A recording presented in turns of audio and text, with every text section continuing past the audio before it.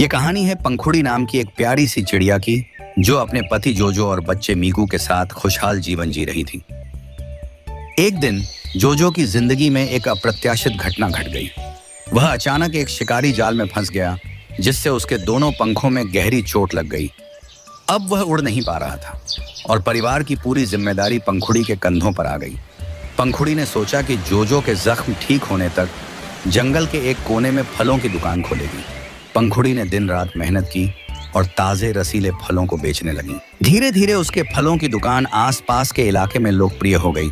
सभी जानवर और पक्षी पंखुड़ी के दुकान से फल ले जाने लगे, जिससे पंखुड़ी की अच्छी कमाई होने लगी, जिससे उसके परिवार की आर्थिक स्थिति कुछ हद तक ठीक हो गई।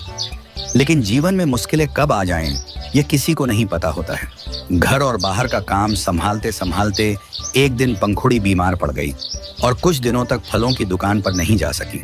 उसकी गैर मौजूदगी के कारण जरूरतमंदों को फलों की दुकान से खाली हाथ लौटना पड़ रहा था, जिसका फायदा उठाते हुए कल्लू कालिया नाम का एक कौवे ने पंखुड़ी की जगह अपनी दुकान खोल ली और पंखुड़ी की दुकान के ग्राहक अपने तरफ कर लिया।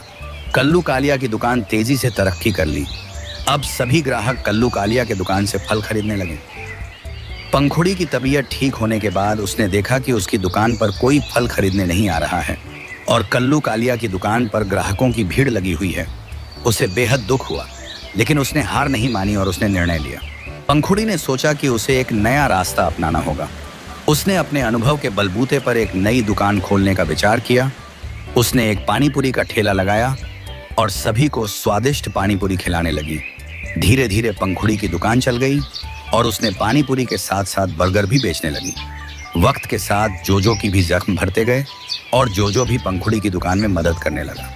इस बार पंखुड़ी की मेहनत और उत्साह ने रंग दिखाया। पंखुड़ी की स्वादिष्ट पानीपुरी दूर दूर तक लोकप्रिय हो गई और उसकी आर्थिक स्थिति सुधरने लगी। पंखुड़ी और जोजो ने फिर से खुशी और संतोष का अनुभव किया। पंखुड़ी के हौसला और कड़ी मेहनत ने साबित कर दिया कि कठिन परिस्थितियों का सामना करने के लिए सकारात्मक सोच और साहस की जरूरत होती है। कहानी से हमें यह सीख मिलती है कि हमें कठिनाइयों और मुश्किलों से कभी भी हार नहीं मानना चाहिए।